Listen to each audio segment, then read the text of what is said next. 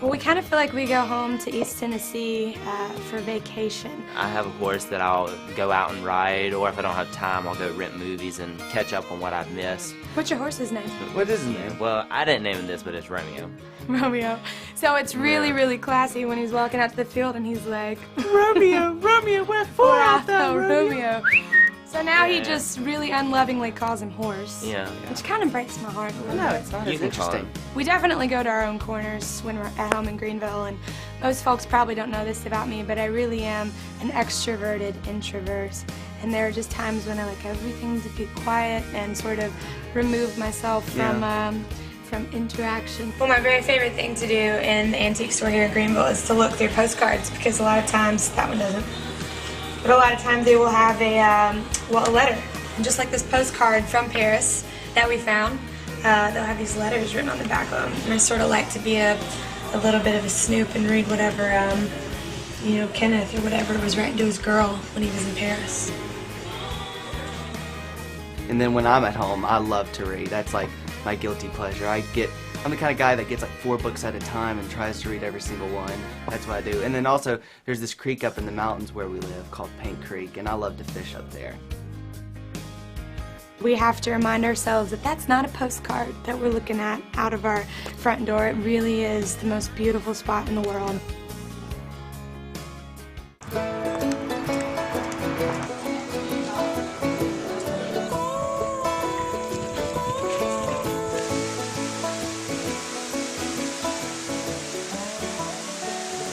We're 3 siblings, oldest, middle, and youngest, and I think we actually play our roles pretty much to the T. Neil is really a carefree spirit. I mean, he's always been the guy to want to encourage somebody if they're having a little bit of a rough day. He keeps us all laughing and makes sure we're having a good time. Reed's a thinker.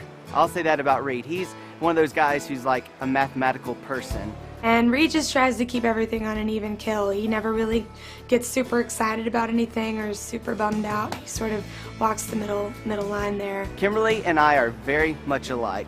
We're very social people, and we like to talk. She was shy when she was young, so I think she's really turned away from that, and she'll sometimes, sometimes speak kind of loud. He said you were loud. What? Is that an accurate statement? I don't know what he's talking about. Is he talking about musically loud? Oh, did he say loud? Wow. Whew. Well, he doesn't know what he's talking about. He's going to get it for that, I'm sure.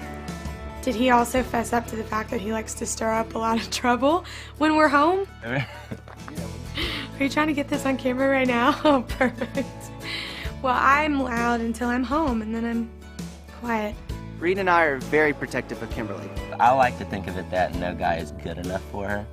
I think we're all protective of each other, especially when it comes to relationships. And so I don't ever think a woman is good enough for the boys, and they certainly don't think that a guy is good enough for their big sister unless they can get something out of it.